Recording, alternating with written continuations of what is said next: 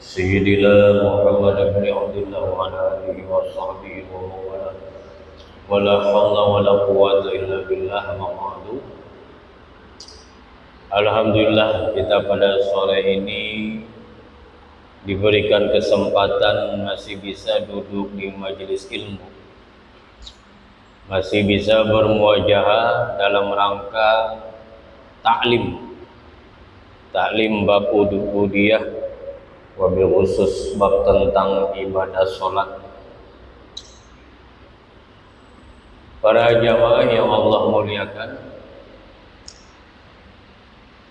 pada materi kali ini kita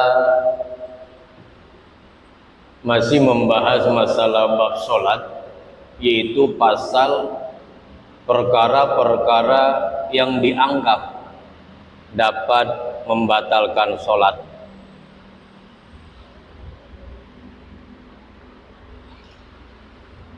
Pada poin kali ini, perkara yang dapat membatalkan sholat berangkat dari hadis baginda Rasul dari Abu Hurairah, riwayat Bukhari Muslim, bahwasannya kata baginda Rasul, innama ju'ilal imam liyu'tama bih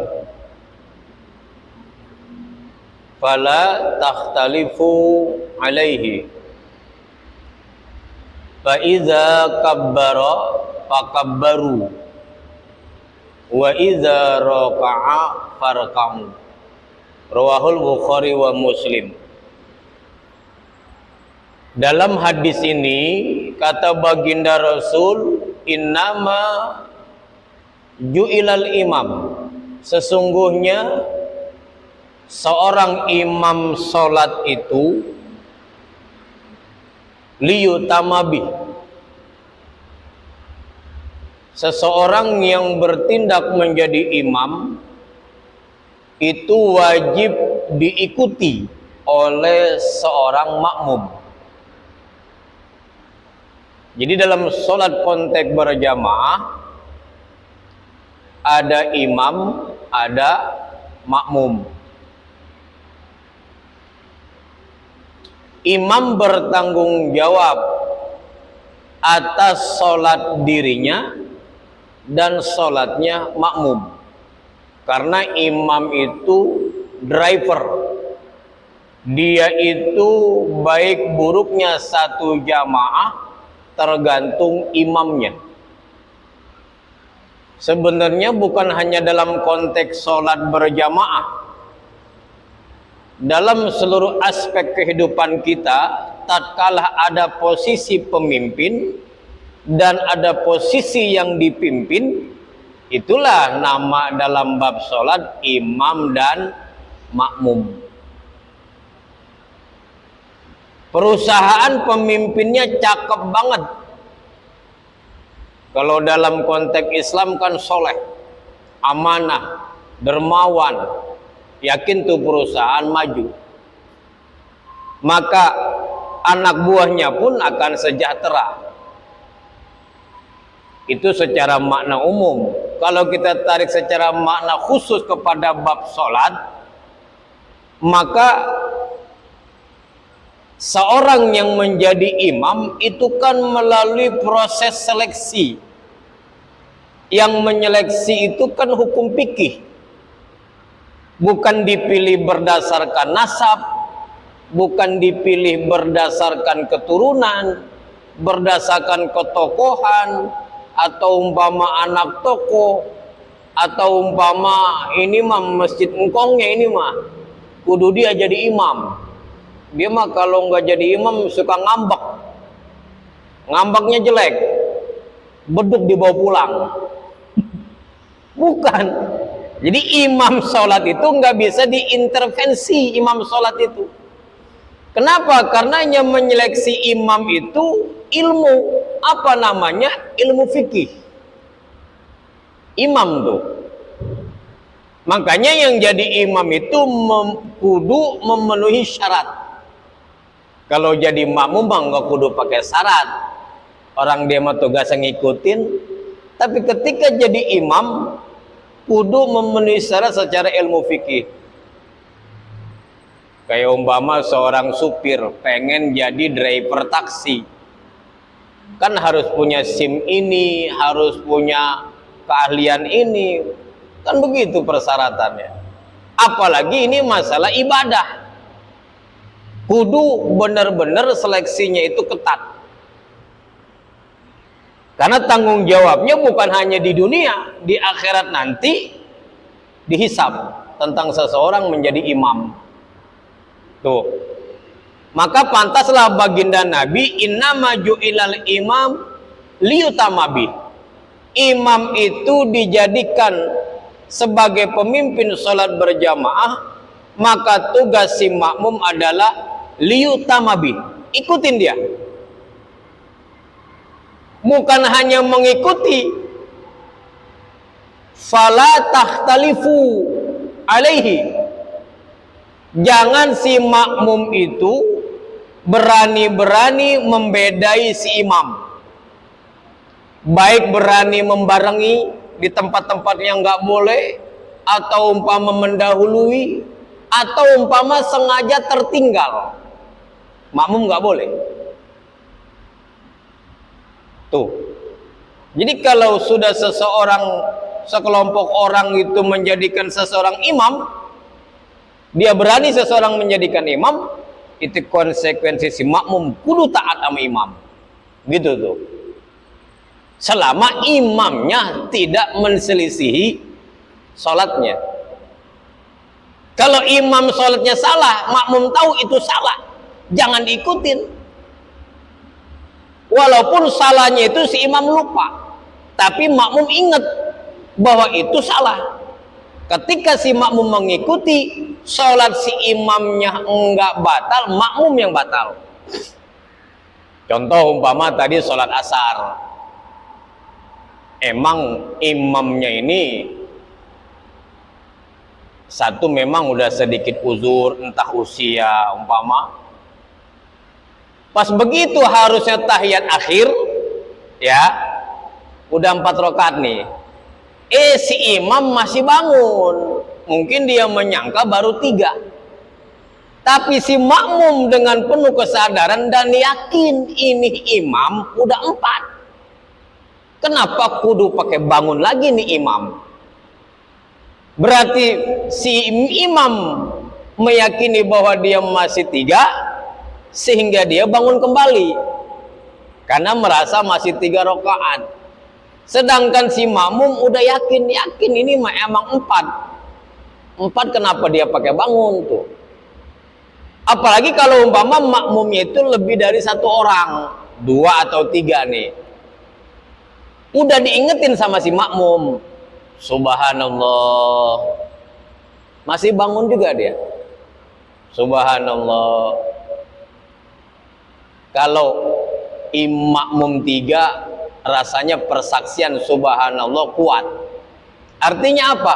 9,9% imam memang yang ngelantur. Kecuali kalau 50-50, makmum sendiri, imam sendiri, subhanallah, itu berantem tuh. Kata imam gua yang bener, kata makmum gua yang bener, nggak ada pembelaan. Tapi kalau makmumnya lebih dari 2, 3 katakan, kemudian sudah subhanallah, subhanallah, imam masih bangun. Ingat, kalau si imam itu yakin dia memang belum 4 rakaat, si imam nggak batal. Yang penting dia yakin kalau dia belum 4 rakaat.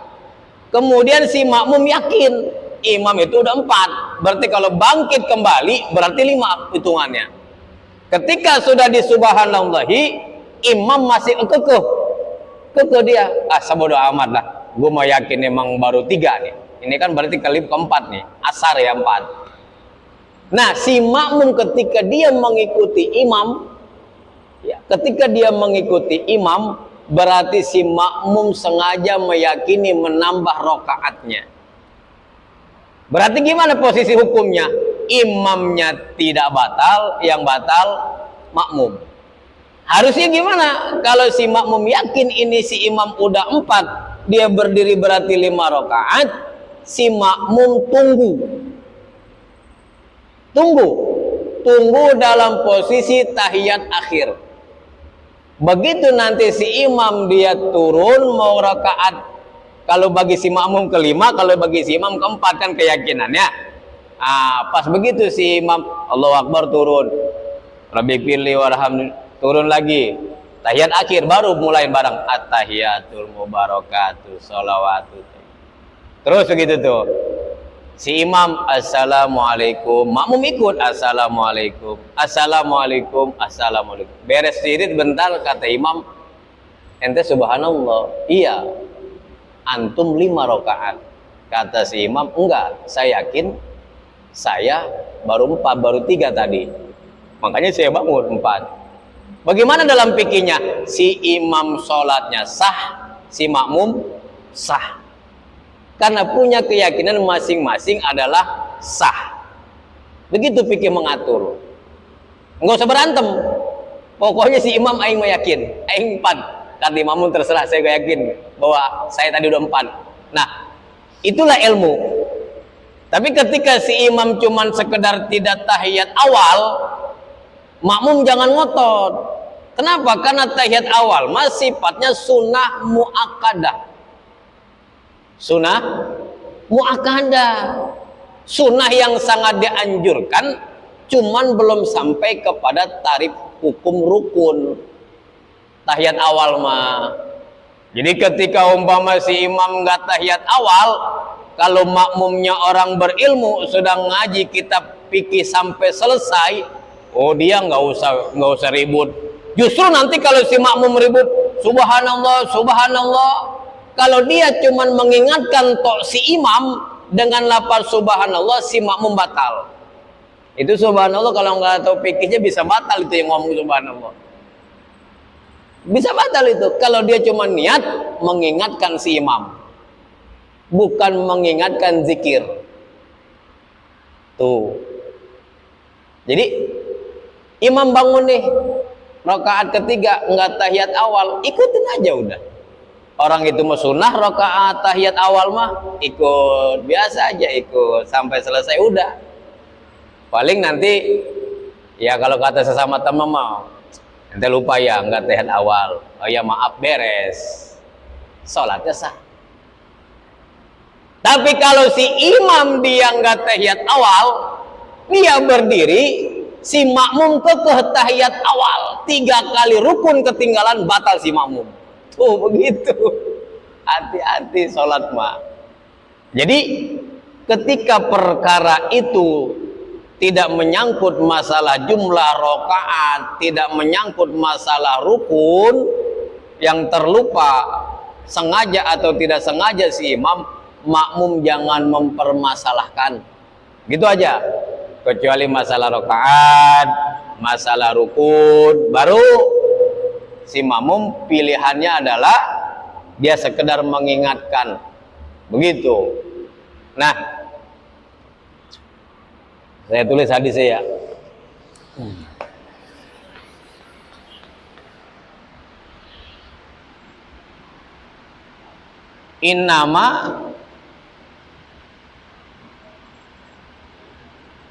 Inama ju'ilal imam. Inama ju'ilal imam liyuk tamabih.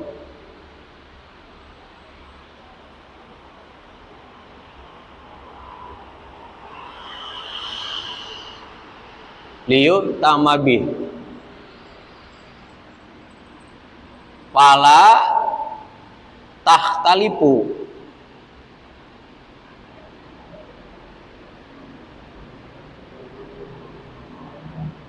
Alaih.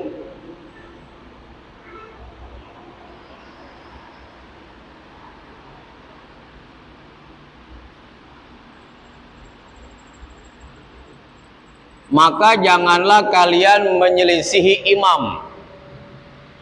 Kemudian kata baginda Nabi, fa iza kabbaro,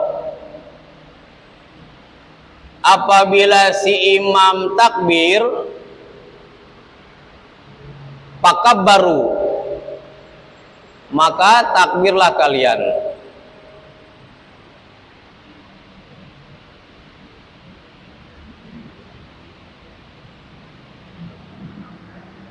Kemudian kata baginda Nabi, wa idza raka'a,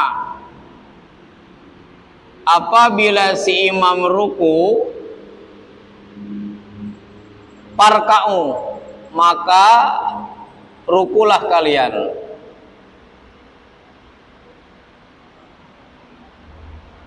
Ini hadis rawahul Bukhari Muslim.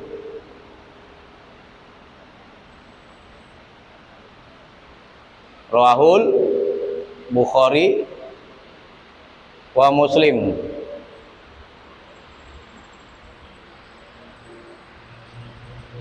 Innama ju'ilal imam, imam itu dijadikan liyutamabih, untuk diikuti. Wahai makmum, fala takhtalifu, kamu jangan melisihi imam, ikutin imam ya. Fala takhtalifu, jangan beda gerakan, jangan beda gelombang intonasi si imam.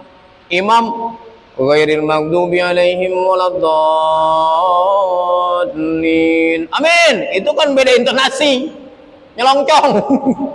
Kudu seragam sama imam. Imam suaranya cengkreng. Ghairil maghdubi alaihim waladdallin, si makmum kudu serasi dan kudu bisa nyenengin imam. Waladdallin, amin, itu imam senang itu. Besokannya imamnya bongsor badannya, suaranya empuk, ngebas. Ghairil maghdubi alaihim waladdallin, makmum kudu bisa seirama dengan imam. Waladdallin, amin, jangan dibalik. Imamnya cengkreng. Ghairil maghdubi alaihim waladdallin, kata makmum, amin. Sampai ke situ fikih itu, mengatur itu supaya apa? Seirama. Jangan imamnya tartil, aminnya si makmum nggak tartil. Imam udah cakep banget, mana qori dari Kulon, ya. Ghairil maghdubi alaihim waladdallin, amin. Wah, itu kan nggak seirama gitu. Jengkel imam itu ya, kudu bener-bener seirama. Jadi kayak imamnya patas, sholat taraweh kan beda aminnya. Aminnya waladdolinnya patas, aminnya patas, kan begitu.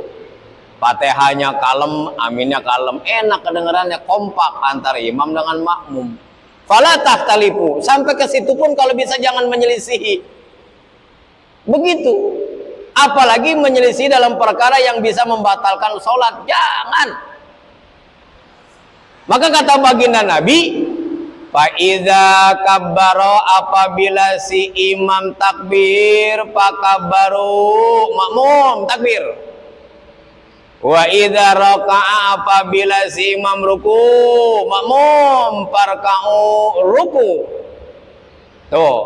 Nah, dari hadis ini dapat kita ambil kesimpulan hukum pertama dari lafaz liyutamabih, imam wajib diikuti, berarti makmum wajib mutabaah, mengikuti imam. Berarti makmum wajib mengikuti atau mutabaah. Yang kedua, fala takhtalifu alaih, jangan menyelisihi imam, jangan berbeda sama imam. Nah, dalam bab sholat berjamaah kan membedai menyelisih imam cuman ada 3. 1, mendahului imam. 2 membarengi imam, 3 tertinggal imam. Tambah sini berarti yang keduanya mendahului atau membarengi dulu lah, nanti enak ngebahasnya. Membarengi itu namanya muwafaqah.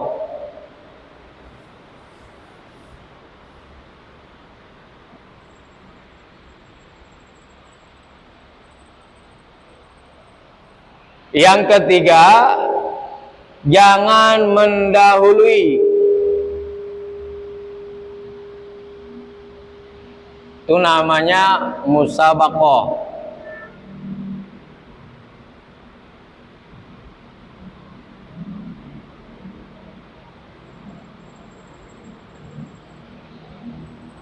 Yang keempat, jangan tertinggal.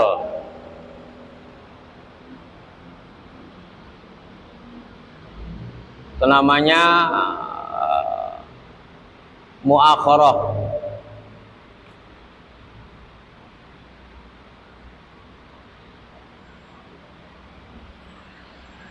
Jadi 4 poin ini nih. Dalam konteks berjamaah si makmum kudu paham bab ini nih. Mengikuti, membarengi, mendahului, tertinggal imam. Yang pertama, lafaz liyutamabi. Seseorang dijadikan imam itu untuk diikuti oleh makmum. Diikuti apanya? Ya terutama diikuti gerakannya. Nah, bahasa mengikutinya seorang makmum kepada imam, ya, itu kata Nabi, fa iza kabbara fakabbaru. Apabila si imam takbiratul ihram, kamu takbiratul ihram. Si imam takbir intikal, kamu takbir intikal. Jangan ada jeda yang terlalu jauh, nanti menghilangkan fadilah sholat berjamaah. Tanpa uzur, ada jeda terlalu jauh, menghilangkan fadilah sholat berjamaah, walaupun sholatnya kagak batal. Apalagi nggak ada uzur, sengaja. Awas. Nah, di lafaz fa iza kabbara, lafaz fa di sini, ini makna fa di sini ulama-ulama fikih memberikan penjelasan fa di sini. Ya kalau cara ilmu nahu pa-nya pak jawab. Cuman di dalam konteks berjamaah, pak di sini mengandung 2 makna. Satu namanya pak takib maknanya. Yang keduanya takjil. Jadi mana pak di sini ada 2.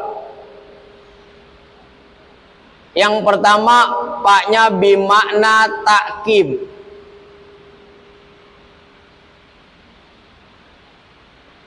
Yang kedua, paknya bimakna takjil. Ada yang menyebut maknanya istajil. Supaya gampang diingat takjil. Mau kemana? Nyari takjil. Apa tuh takjil kalau bulan Ramadan? Agar bisa segera berbuka, kan begitu takjil itu, dari kata ajalah, secepatnya. Nah, makna pak di sini maknanya 2, makna takib dan makna takjil. Takib artinya perbuatan si imam itu selesai sempurna. Takib nih. Takjil artinya segera mengikuti si imam. Jadi ketika perbuatan imam itu sudah sempurna dia lakukan, maka takjil, segera ikutin. Jangan ada jeda terlalu lama, padahal kamu tidak ada uzur. Bagaimana maksudnya? Ya kalau dicontohkan umpama imam mau ruku, walam yakun lahu kufuwan ahad. Allahu Akbar. Ketika si imam sudah sempurna ruku, takib nih, sempurna rukunya, takib. Sempurna udah. Jadi belum setengah, belum, tapi udah sempurna. Tek aja. Nah, langsung si makmum takjil, langsung turun. Tapi kalau si imam belum sempurna rukunya, belum menyentuh telapak tangan kepada dua lutut, dan dia belum tumakninah, belum anteng, jangan turun dulu si makmum. Jadi jangan si imam baru Allah, ini baru begini nih, makmum udah turun, jangan. Itu kesempurnaan sholat berjamaah seorang makmum. Baginda Nabi mencontohkannya dua, takbir dan ruku. Imam takbiratul ihram, Allahu Akbar. Tuh, ini imam udah, barnya udah selesai, tangannya udah anteng, udah pak, udah begini nih, baru si makmum Allahu Akbar. Begitu. Jadi bukan hanya ucapan si imam, sampai gerakan tangannya pun kita mesti lihat udah anteng belum, gitu. Karena ada imam yang dia itu takbirnya cepat tapi gerakannya lambat. Allahu Akbar. Ada yang begitu, ada nggak? Ada. Ada juga yang tangannya udah nyampe, takbirnya nyusul. Allahu Akbar. Ada nggak? Ada. Makmum kudu jeli kalau memang dia nampak, kelihatan. Gitu. Jadi ketika ucapannya selesai, gerakannya selesai, baru si makmum Allahu Akbar. Namanya takib. Fa iza kabaro, paknya pak takib, si imam selesai sempurna gerakannya sampai kepada tujuan gerakan, takjil, makmum segera menyusul gerakan si imam. Gitu. Kalau umpama dicontohkan lagi sujud, kadang-kadang nih makmum gatel ya centil, sujud, imam baru juga nempel dengkulnya, makmum sudah turun. Jangan, imam baru nempel dengkulnya, sujud Allah, baru begini imam, dia udah turun. Jangan. Itu menghilangkan fadilah sholat berjamaah. Tuh, awas itu. Ya, ingetin, rumusnya cuma dua jadi makmum. Satu, perhatikan si imam sempurna belum gerakannya, ucapannya. Kalau udah sempurna, takjil, segera menyusul. Jangan biarin aja dia. Jangan, nggak ada uzur, nanti ada ketinggalan beberapa rukun, bisa nanti disebabkan batal sholat si makmum. Atau umpama si imam Fatihah belum sempurna, jangan amin dulu, baru dol amin, jangan. Kudu takib dulu, huruf nun dalam makhraj walad dolin kudu selesai nun itu. Ustaz, ini mah taraweh. Ya kalau bocah mah jangan disalahin, ya namanya bocah. Tapi kalau dua tua bangka ngikutin bocah, kan itu salahin. Bocah amin dia amin, jangan. Kalau bocah kan begitu taraweh, imam baru ghairil maghdubi alaihim waladdallin, bocah mah amin, kan begitu. Engkongnya ngikutin amin, jangan. Sampai waladdallin.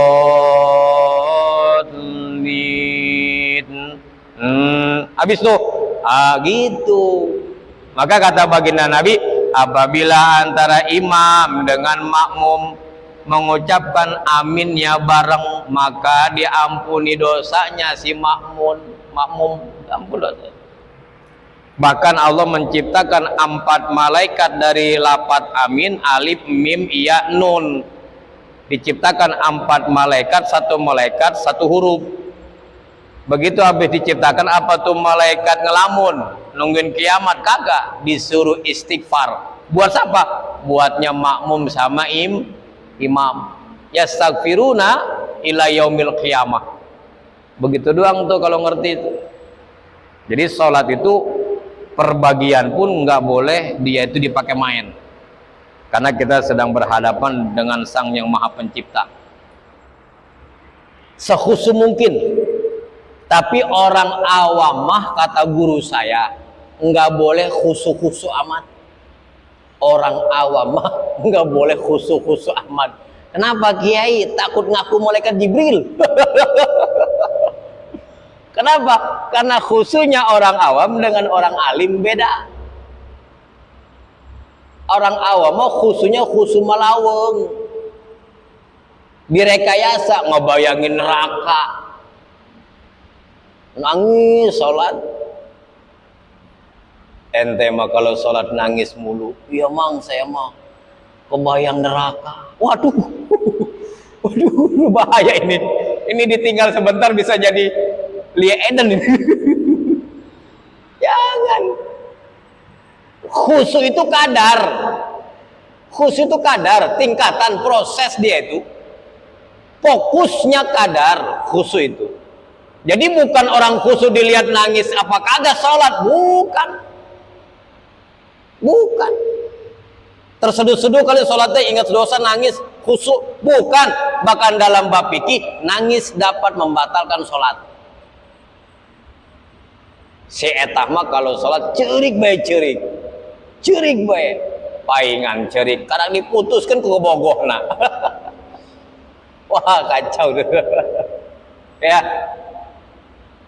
Khusyuk itu kadar dia.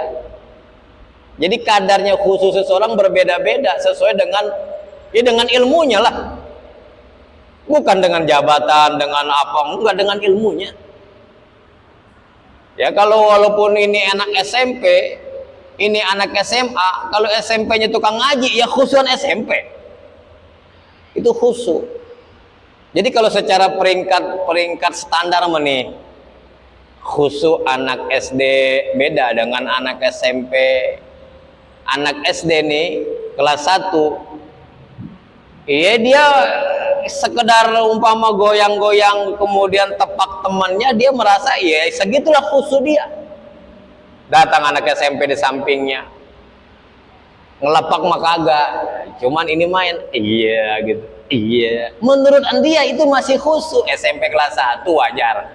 Datang SMA nggak ngelepak, tangannya nggak ini, cuman bagus amat gitu. Datang gurunya tuh, guru SMA, enggak, dia fokus kepada bacaannya, cuman belum tapi paham bacaannya, karena sekolahnya dari SD ke umum terus.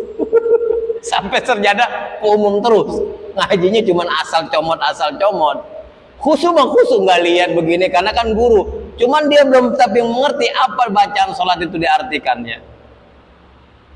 Datang guru agamanya, dosennya, umpama sarjana agama yang memang dia backgroundnya pesantren, dia bukan hanya khusyuk bacaan yang mampu dengan fase, tetapi juga dia mampu mengartikan setiap bacaannya, sehingga dengan paham bacaan artinya, disitulah dia merasakan nikmatnya sholat. Jadi sadarnya itu stabil, sadar. Nah dari sadar barulah akan melahirkan kadar. Kadar apa? Kadar khusyuk, fokus. Jadi artinya apa? Khusyuk itu sadar, fokus kalau dia sedang sholat. Sholat khusyuk banget, sampai lupa rakaat. Itu bukan khusyuk namanya. Waduh, saking fokus lupa rakaat, berarti ente nggak sadar kalau ente lupa rakaat. Jadi fokus itu sadar, kesadarannya bertingkat-tingkat, berbeda-beda sesuai dengan ilmunya. Itu fokus. Khusyuk itu. Jadi bukan khusyuk itu meneteskan air mata, kemudian sholat sesegukan sedih, bukan khusyuk. Nah, jadi dari liyu tamabi kita ambil hukum mengikuti kewajiban makmum kepada imam. Bagaimana cara mengikutinya? Yaitu setelah si imam sempurna gerakannya, sempurna bacaannya, kemudian takjil, makmum segera kau ikuti si imam. Tuh, itu kesempurnaan makmum di dalam mengikuti imam. Makna lafaz liyu tamabih.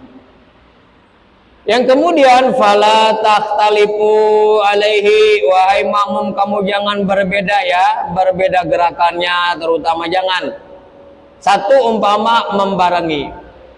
Yang kedua membarengi si makmum kepada imam, membarengi itu hukumnya ada 5. Nih hukum membarengi yang kedua nih itu ada 5 ya, ada 5. 1 haram, 2 makruh, 3 mubah, 4 sunnah, 5 wajib. Ini mau dibolak-baliknya terserah, yang penting paham dalam rangka apa makmum haram mengikuti membarengi imam, dalam bagaimana konteksnya si makmum makruh membarengi imam, bagaimana konteks gambarannya si makmum mubah membarengi imam. Yang penting paham. Ini masalah nomor terserah, mau wajib dulu terserah, haram di tengah bodoh amat, yang penting paham. Yang pertama, si makmum haram hukumnya membarengi imam. Membarengi, bareng, ini mah bukan mengikuti, bareng sama imam. Haram hukumnya. Makna haram di sini artinya dapat membatalkan sholat si makmum. Mana gambarannya? Yaitu membarengi takbiratul ihram. Baik membarengi keseluruhan, baik membarengi setengahnya, atau membarengi sedikit bagian dari takbiratulnya imam, maka si makmum dipastikan sholatnya batal. Nih, membarengi takbiratul ihram.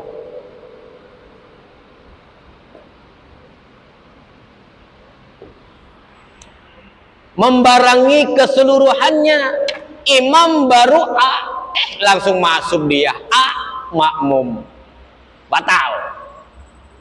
Bahkan dalam fikih mah bukan lagi batal, latan akidu, nggak jadi sholatnya, karena dia belum masuk sholat. Tapi kalau sudah selesai takbiratul ihram, dia baru sebut masuk sholat, baru bahasa batal.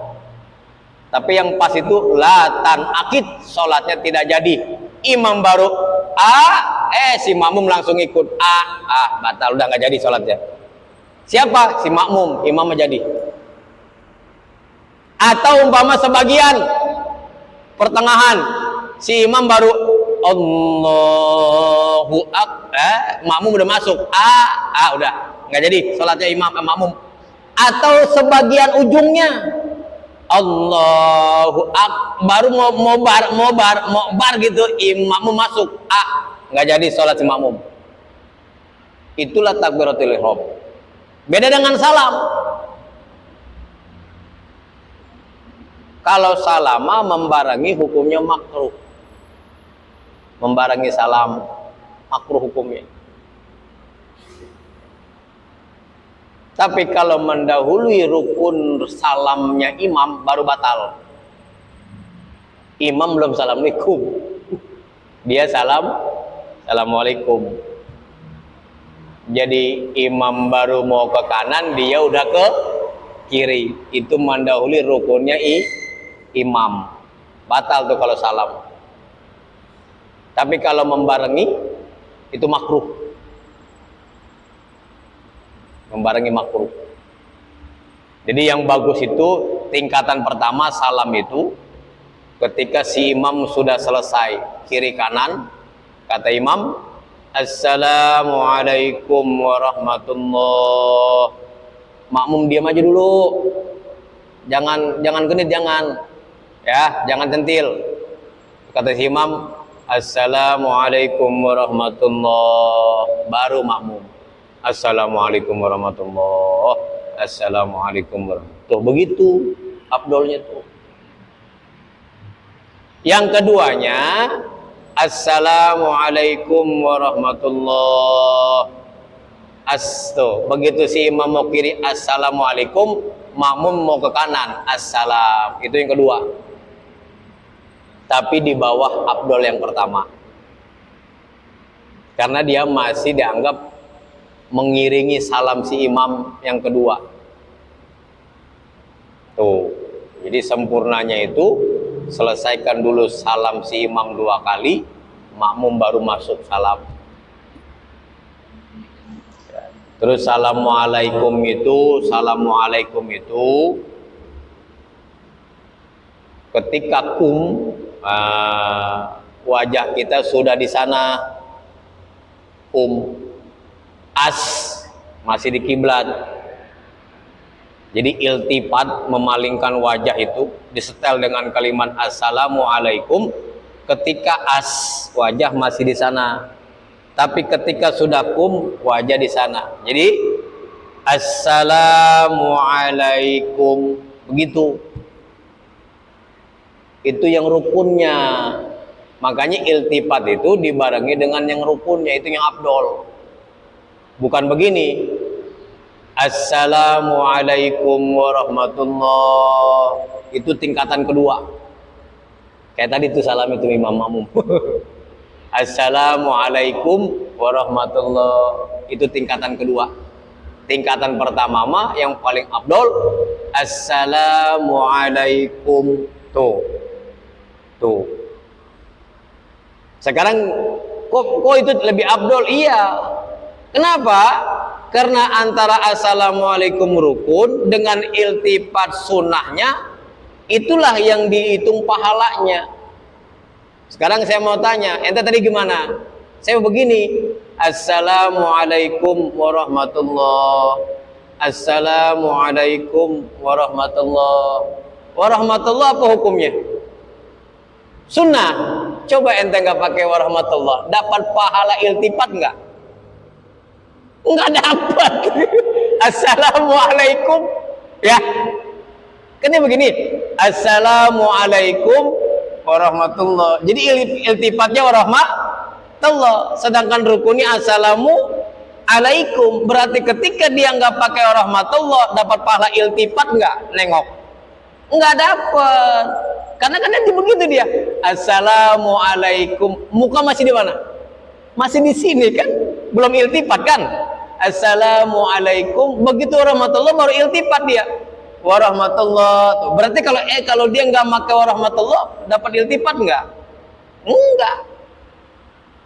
Tuh, jadi sampai ke situ pikir keabdolan itu. Jadi si iltifat itu membarengi assalamualaikum rukunnya. Assalamualaikum. Walaupun kita nggak pakai warahmatullah, udah dapat pahala sunnah iltifat, udah dapat nengok. Assalamualaikum. Boleh. Kenapa? Karena warahmatullah itu sunnah. Walaupun diperdebatkan wa barakatuh dalam sholat jenazah, tetapi mu'tamad ulama warahmatullah dalam sholat 5 waktu itu mas sunnah, nggak ada perbedaan, kecuali wa barakatuh dalam sholat jenazah itu baru ada perbedaan pendapat. Tapi warahmatullah dalam sholat 5 waktu sepakat sunnah. Sunnahnya sunnah hayat, ya. Jadi haram si makmum membarengi, ya, bukan mengikuti, bukan membarengi takbiratul ihramnya imam. Kenapa? Haram, karena batal sholat si makmum. Yang kedua, si makmum tidak boleh membarengi si imam. Hukumnya makruh. Hukumnya makruh si makmum membarengi imam. Mana makruh hukum si makmum membarengi imam? Dalam setiap gerakan. Membarengi gerakan imam itu makruh. Karena nanti yang menyebabkan batal itu mendahului atau tertinggal imam. Itu yang haram, karena dapat nanti bisa membatalkan sholat. Tapi kalau membarengi, Kata si imam mau ruku, Allah, makmum langsung Allah, ikut gerakan imam tuh, membarengi bukan apa, bukan mengikuti, membarengi. Sami Allahu liman, bareng tuh, itu makruh hukumnya. Membarengi gerakan imam makruh hukumnya. Jadi membarengi apa? Gerakan.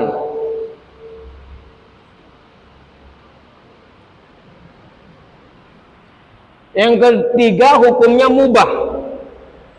Mubah si makmum membarengi imam, hukumnya mubah. Bukan haram, bukan makruh, tapi mubah. Boleh si imam dibarengi. Apa membarengi imam? Si makmum dimubahkan, hukumnya dibolehkan, yaitu ketika bacaan-bacaan sunnah. Ruku, makmum boleh bareng baca tasbihnya. Ruku nih, Allahu Akbar, kemudian si makmum Allahu Akbar, tuh, itu masih ketemu tuh subhanallah tuh, entah satu entah dua, itu boleh. Jadi nggak usah nunggu si imam bangun baru dia baca subhanallah, tak kudu. Tuh. Barang dalam duduk tahiyat awal, Rabbi firli warhamni, barang silakan. Dalam bacaan sujud, subhana rabbil a'la, silakan. Boleh hukumnya. Yang ketiga, ya ini membarengi bacaan sunnah atau tasbih. Yang keempat, sunnah. Baru sunnah hukumnya si makmum membarengi perbuatan imam. Sunnah hukumnya bareng, yaitu ketika bareng-bareng baca amin. Jangan si makmum mendahului imam, aminnya jangan. Atau si imam lebih dulu amin, makmum ditinggal, jangan. Imam dengan makmum disunahkan aminnya bareng, karena ketika barenglah maka ada fadilah, diampuni dosa. Kalimat bareng di sini ada sebagian kalimatnya yang bareng, nggak usah dari awal, karena terkadang kalau sholat Syria kadang-kadang apa namanya tuh kan nggak kedengeran aminnya. Jadi kalau jihriyah itu kan kedengeran maghrib, isya, subuh. Maghrib nih, ghairil maghdubi alaihim waladdallin. Makmum tunggu si imam A. Kata si imam A, baru makmum ikut. Amin. Atau si imam dulu A, makmum baru masuk, karena A-nya kan itu boleh panjang. Amin itu nanti berapa hukum itu amin, berapa bentuk, ya.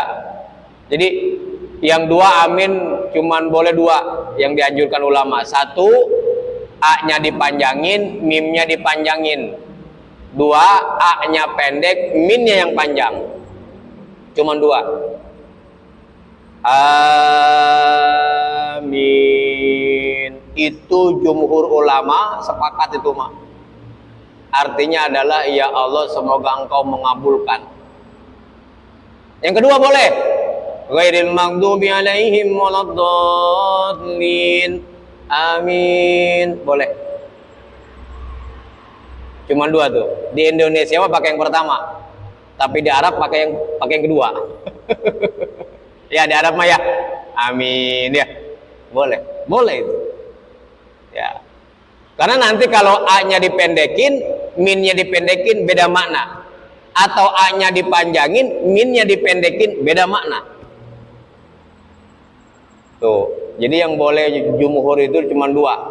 Dan yang afdal itu yang pertama, A-nya dipanjangin, min-nya dipanjangin. Amin. Itu yang afdal. Jadi sunnah si makmum bareng ngucapin amin bersama imam. Amin. Yang kelima, wajib si makmum kudu bareng sama si imam. bukan hukumnya sunnah, bukan mubah, wajib kudu bareng sama imam. Apa gambarannya? Membaca Al-Fatihah ketika dengan tidak membarengi, dia yakin akan tertinggal sholatnya, maka dia wajib membarengi Fatihah imam. Contoh yang paling gampang mah sholat siriyah, Dohor, asar, itu wajib membarengi Fatihahnya imam. Jadi kita ketika jadi makmum asar, Johor, jangan nungguin si imam ruku baru baca. Jadi ketika Allahu Akbar, kita masuk Allahu Akbar, udah baca. Apa yang mesti dibaca? Ini kita tahu nih, imam potongannya potongan patah sih, kayak kayaknya mantan supir provinsi nih. Wah, kayaknya nih Allahu Akbar kabiro men potong bae ini, umpama dia cuman Allahu Akbar kabiro alhamdulillah katsira wa subhanallahi bukrata wa asila, langsung dia Fatihah. Ya gitu udah paham dah, kalau udah sering imam jadi makmumah gitu, udah jangan sempurna apa iftitahnya. Takutnya kita selesai iftitah, dia selesai Fatihah, kacau itu. Makmum juga kudu pandai barengin tuh Fatihah si imam. Jadi imam baca Fatihah, kita baca Fatihah, wajib membarengi. Kenapa? Karena kalau kita tidak membarengi, karena ini sholatnya siriyah tanpa suara, maka dikhawatirkan, sangat dikhawatirkan kita tertinggal oleh imam. Jadi pokoknya dalam posisi berdiri baca Fatihah, kita juga posisi berdiri dalam baca Fatihah, begitu. Atau dalam konteks sholat tarawih, jadi kaidahnya itu adalah apabila si makmum khawatir dia tidak menyempurnakan Fatihahnya, maka dia wajib mengikuti bareng Fatihah imam. Fatihah nih tarawih nih, habis ini nih imam kulhu nih, kulhunya mana cepet mana pendek pan kulhu mah. Jadi dia udah, oh ini rakaat kulhu ini dia bisa baca tuh. Begitu si imam Maliki Yaumiddin, itu makmum boleh dan mesti ikut ke situ dia, makmum itu. Jangan nungguin si imam selesai waladhdallin baru dia masuk. Nanti dia tidak sanggup menyempurnakan Fatihahnya gara-gara si imam itu baca kulhunya cepat. Ada juga yang berpendapat, kan dapat waktunya cuman segitu Ustaz, kan cuman segitu dapat waktunya, cuman seukuran kulhu. Ya kulhu umpama cepat kita paling 3 ayat umpama, itu mah gambaran tatkala kita nggak tahu kalau si imam ini memang cepat imamnya. Tapi kalau kita sudah paham bisa baca si imam gitu, ya jangan nunggu si imam selesai kulhu. Jadi pas si imam Maliki Yaumiddin kita masuk, bahkan itu pun masih dianggap belum termasuk kategori membarengi. Kenapa? Karena yang dibaca si imam Maliki Yaumiddin, yang kita baca Bismillahirrahmanirrahim tuh. Tapi contoh yang paling sederhana nama sholat siriyah, imam baca Fatihah, kita baca Fatihah. Jadi wajib hukumnya si makmum membarengi Fatihahnya imam ketika si makmum khawatir, dia menyangka bahwa nggak akan sempurna Fatihahnya gitu, kecuali dengan cara membarengi bacaan imam. Maka karena Fatihah ini rukun, maka membarenginya pun menjadi wajib.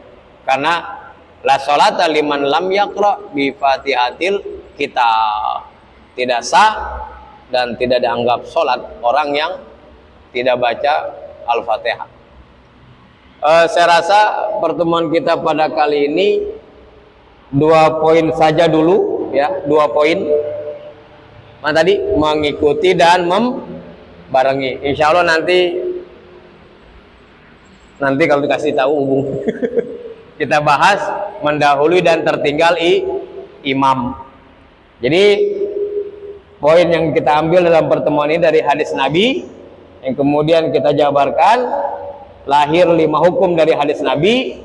Pertama, liyutamabi, kita wajib mengikuti imam. Fala tahtalifu, melahirkan 3 gambaran.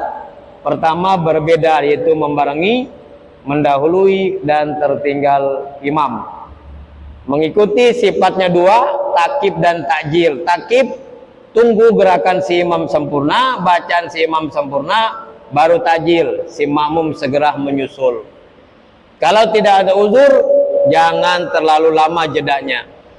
Yang kemudian fala tahtalifu, kemudian membarengi. Poin pertama dari fala tahtalifu, membarengi. Membarengi antara imam dengan makmum itu ada 5 poin hukumnya. Haram si makmum bareng dengan imam ketika takbiratul ihram.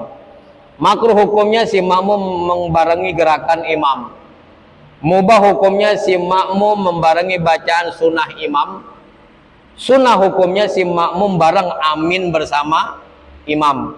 Yang kelima, wajib hukumnya kepada si makmum membarengi al-fatihah ketika si makmum yakin dengan tanpa membarengi dia tidak akan sempurna baca al-fatihah. Sampai di sini apa ada pertanyaan dari jamaah? Monggo. Enggak ada?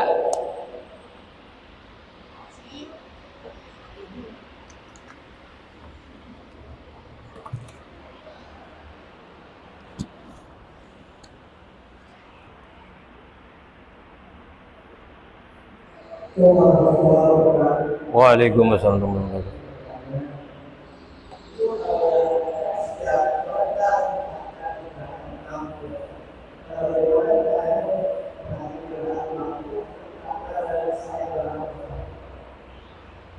Nggak jelas. Enggak apa? Enggak, saya ketahui. Ya. Dari makmum depan kita. Dari makmum yang ada di depan kita. Kan kita nggak bisa lihat langsung imam. Maka patokan kita makmum atau barisan yang ada depan kita. Itu. Estafet. Jadi si makmum baris pertama mengikuti imam langsung. Karena makmum baris pertama kan lihat imam. Anggap saja umpama baris pertama, kedua, ketiga mampu melihat imam. Ya, bagaimana dengan selanjutnya nggak mampu melihat imam? Nah, kalau dia nggak mampu melihat imam, umpama sholat kayak zuhur asar, yang memang dia tidak ada suara secara bacaan, tapi kalau dimbersihkan pakai pengeras ya. Jadi takbiratul intiqal imam kan jelas. Kata imam mau ruku, Allahu Akbar gitu ya. Samiallahu liman hamidah. Maka ketika masih nyampai komando dari imam lewat pengeras, maka dia nggak usah ngandelin barisan pertama, barisan depan dia, langsung dengarkan suara aja.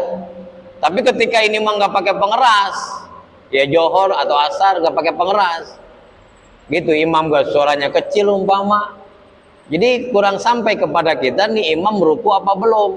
Lihat barisan depan kita. Kalau barisan kita depan rukun, ya ruku, berarti ruku. Karena dia pun ngelihat yang di depan. Terus estafet sampai kepada makmum yang ada di belakang imam. Maka kalau di tempat-tempat yang jamaahnya itu ngebludak, ya seperti umpama di Mekah, masih itu kan ngebludak, itu boleh pakai namanya mubalik ya, orang yang menyampaikan suara imam. Boleh pakai mubalik, walaupun si imam itu udah kencang suaranya, tapi kalau jamaahnya ini kata imam Samiallahu liman hamidah, kata mubalik Rabbana walakal ham, itu mubalik namanya. Nah itu bagusnya begitu. Kalau nggak pakai pengeras, takutnya nanti ya mati lampu apa gimana. Dan mubalik itu nggak mesti orang yang sholat. Bocah nih ngerti, udah ngerti bocah. Nanti kalau kata imam Allahu Akbar, ente ngomong ya Allahu Akbar. Nanti kata si imam Samiallahu liman hamidah. Ente Rabbana walakal ham. Ngerti nggak? Ngerti. Bocah umur 10 tahun umpama, nggak apa-apa. Bocah, mana hafalannya banyak lagi. Banyakan dia hafalan sama kita. kasih 10.000 buat jajan. Jadi mau balik ya. Di mana posisikan dia itu? Posisikan di mana kira-kira suara imam nggak nyampe. Ya, masjid penuh, sampai parkiran penuh. Imam suaranya cuma sampai tiang itu, taruh di situ dia. Bocah tuh taruh di situ. Karena suara imam masih nyampe sama dia. Kesononya tuh jamaah nggak nyampe, nanti jamaah ngandelin suara bocah. Kata si dia baru main HP lagi dia. Kata si imam, Samiallahu liman hamidah, Rabbana walakal hamd. Iya. Allahu Akbar, Allahu Akbar. Gitu. Ngejoki jadi mubalik gitu. Jadi yang jadi mubalik itu nggak kudu sholat, nggak kudu. Yang penting tugas dia menyampaikan suara imam, gitu aja. Batasannya biasanya itu mumayyid. Jadi mumayyid itu anak belum balik tapi sudah seperti orang balik, udah cerdas. Sekarang kan anak 10 tahun, wah hafalannya jago. Ada yang 5 juz, 15 juz, ya gitu. Jadi ngerti dia. Itu boleh yang balik. Jadi itu gambarannya, ikutin barisan belakang tatkala kita tidak mendengar instruksi komando dari imam tentang masalah perpindahan gerakan rukun. Jadi kita ngikutin orang di depan kita, itu cukup. Tapi kalau masih ada suara imam masih nyampe kepada kita, masih jelas, maka kita nggak perlu sama petunjuk barisan depan, langsung aja ikut gerakan imam gitu. Lagi cukup ya, alhamdulillah. Mungkin segitu saja taklim kita pada pertemuan kali ini. Mudah-mudahan ada manfaatnya, amin ya rabbal alamin. Kita baca doa kafaratul majlis. Subhanakallahumma wa bihamdika asyhadu la ilaha illa anta astaghfiruka wa atubu ilaik. Wassalamualaikum warahmatullahi wabarakatuh.